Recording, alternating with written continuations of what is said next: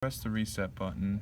You can see on the putty screen it does an EEPROM read of our names, our group number, and then the previous game's score. Going back to the board, the game we decided on was Tetris. So using the touchscreen, press to start. Then you have two choices. You can either be a student who plays the game or the prof who chooses the shapes for the student. So I'm going to be prof.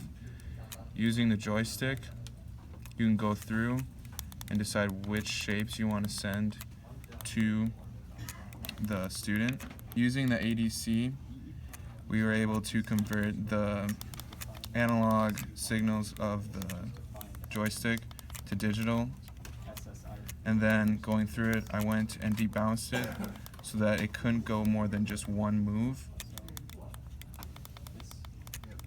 And the timer 0A is the one who's responsible for converting all these analog to digital values at 1 millisecond every time. So 1 millisecond every time it converts it. Now, moving on to the push buttons. So starting with the left one, which is the SW1, we use that to select the specific shape. So as I select this T1, you will see over in a little bit that it will select that shape. Now he gets to choose where he wants to place that. So the way we sent this data was using the TX, we sent over an integer that corresponded to this shape, and then it translated it back over there for him to play with. SW2 is what's being used to write to the EEPROM for both my board as the student and his as, or mine as the professor and his as the student. So it writes both our names, our group number, and the current score that I'm receiving from his board.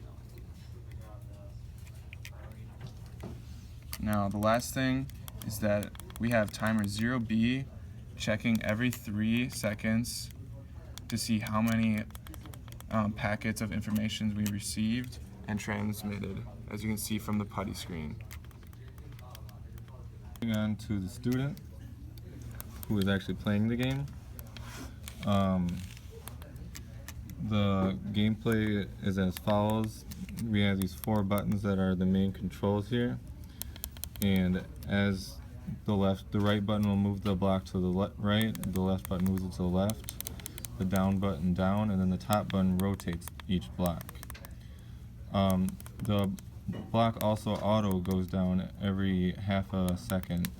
If I was able to fill up a whole row, which is not looking very good right now, it would clear the row and then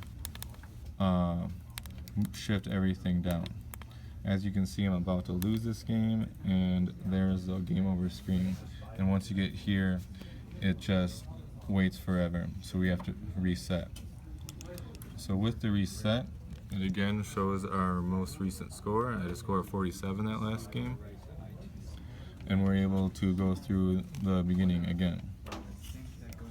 So now I'm a student, and let's see if we can get it where I can remove a row for you. So now we'll have it be able to clear, and then moved it all down. And as you can see over here, we have the 2 LEDs lit up right now, and each LED that lights up corresponds to 2 rows. So one row is for these 2, and the other LED is for these 2 right now. If I were to remove it, you might have saw earlier it did remove a couple LEDs, and as I build it up, another one turns on. If I build it up again, another one turns on. So how the scoring works in this game is every time a block is placed, 1 point will be added to the score, and if you're able to remove a whole row, 10 points are added to your score. The score is sent to the other board every time a block is sent to this board. So if we check out what my most recent score is 41, and then I get a new block and I send it over, he now has 41 over here and now 42 because I just placed another block. If I remove a row, and now the score is 54 over there.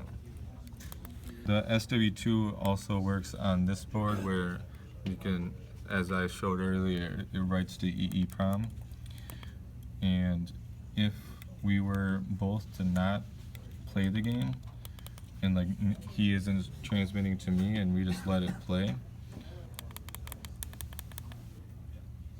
Alright, so it froze there because the watchdog timer went off, and both boards are frozen. Putty is frozen, and that's because the watchdog timer went off. So again, we hit reset to restart it, and that shows the most recent score I had, which was 65.